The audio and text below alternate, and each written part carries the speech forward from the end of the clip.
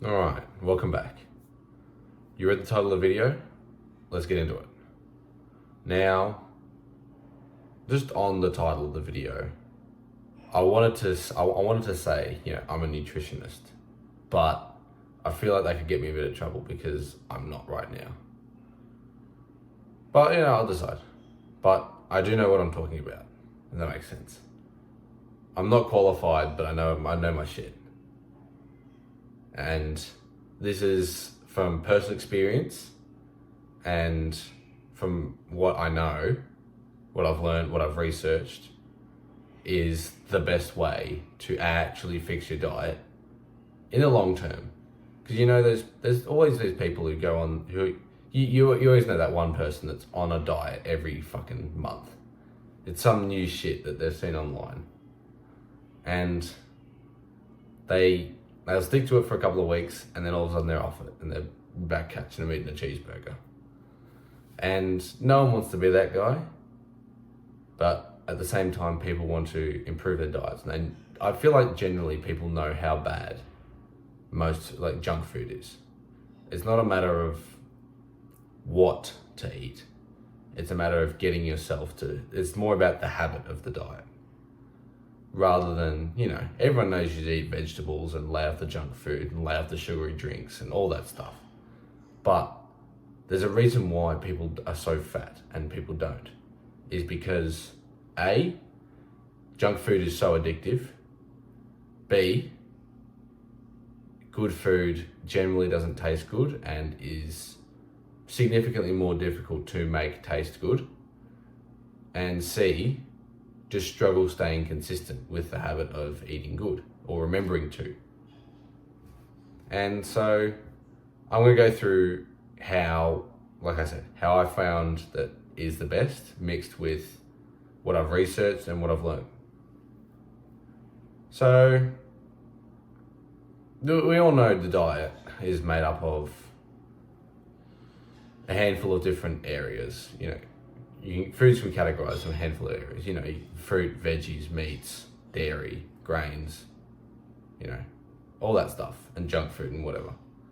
And so it's important to first and foremost, figure out what your diet looks like right now.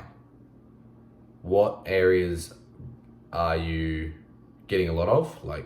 Highly likely you're probably getting more carbs than what you need, or a lot of carbs.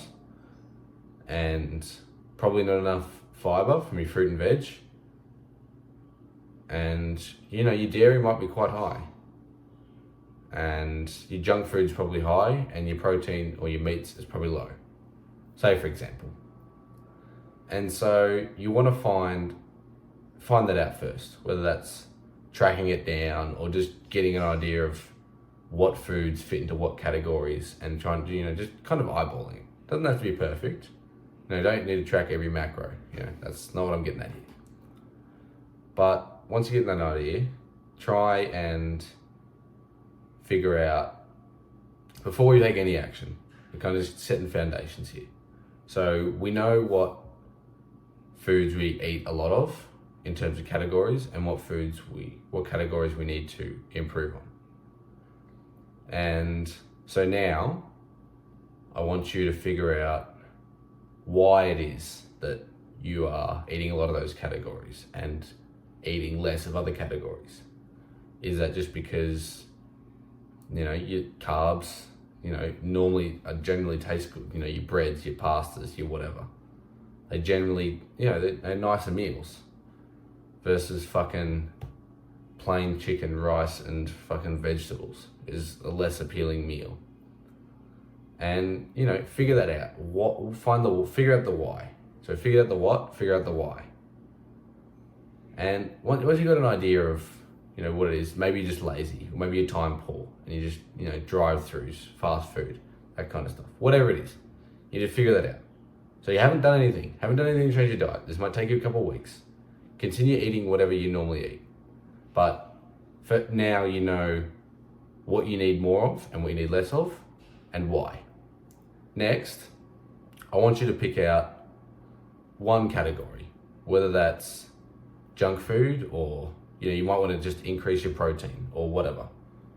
But I'll use a junk food example because it's such a broad category that I like to break it down even further. So I like to see junk food as split up into two categories normally.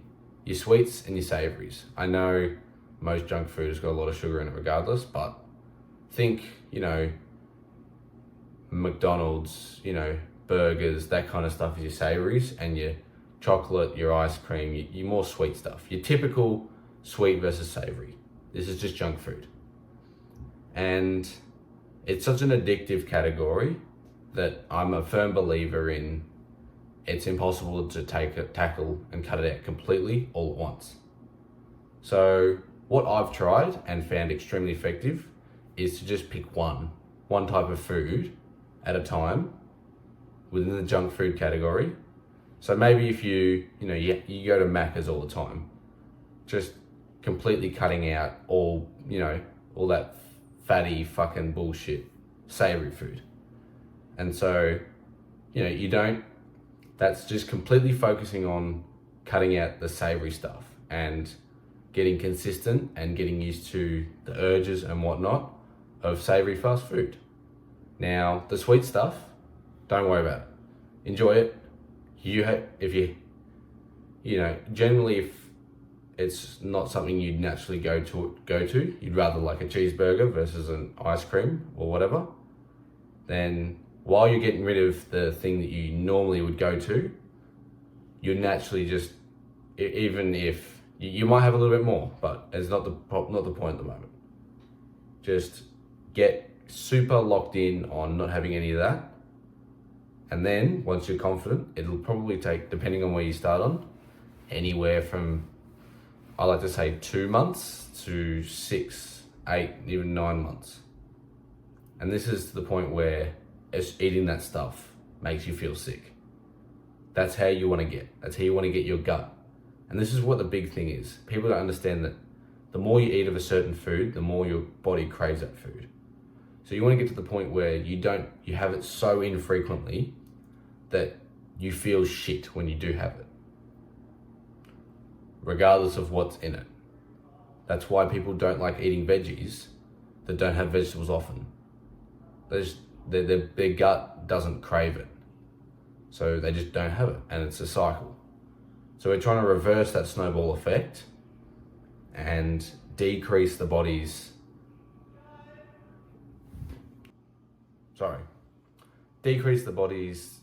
desire for that food. Now this is a slow process and it's gonna be difficult and you're gonna relapse. Point is, you get straight back on track and reversing that snowball effect. And then, once you've gotten the habit, once you've gotten it down for one area of food, move on to the next. Say, for example, if you are tackling junk food and splitting it up like I've said in this video, you go on to the other one. And so you've locked in on one area and then you work on the other side and you repeat it. And in maybe 12 months time, you've cut out. All right, we're back. This is gonna look a bit chopped up because I had to stop the recording because I had to go do some shit. It had to be so urgent. I know, not my control. Anyways, I don't remember exactly where I left off, but from memory, I think it was something along the lines of once you've gotten your one area of your diet under control and you spent the time working through it and understand what the process is like, you can kind of apply that to other areas and gain control of those urges to eat rubbish or to just eat an disproportionate amount of areas of foods.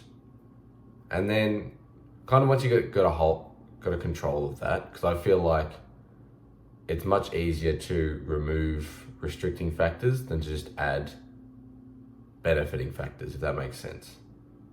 So your diet could be generally rubbish, but if you take away all the junk food and just have, quote unquote healthy food, whether it's in disproportionate amount or what, you're going to be generally better than just trying to bump up all of your key nutrients, if that makes sense.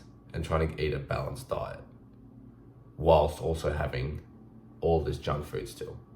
So that's normally why I go for the removalist approach first. And then obviously you apply the same principle to increasing your intake, but just reverse engineering it, if that makes sense.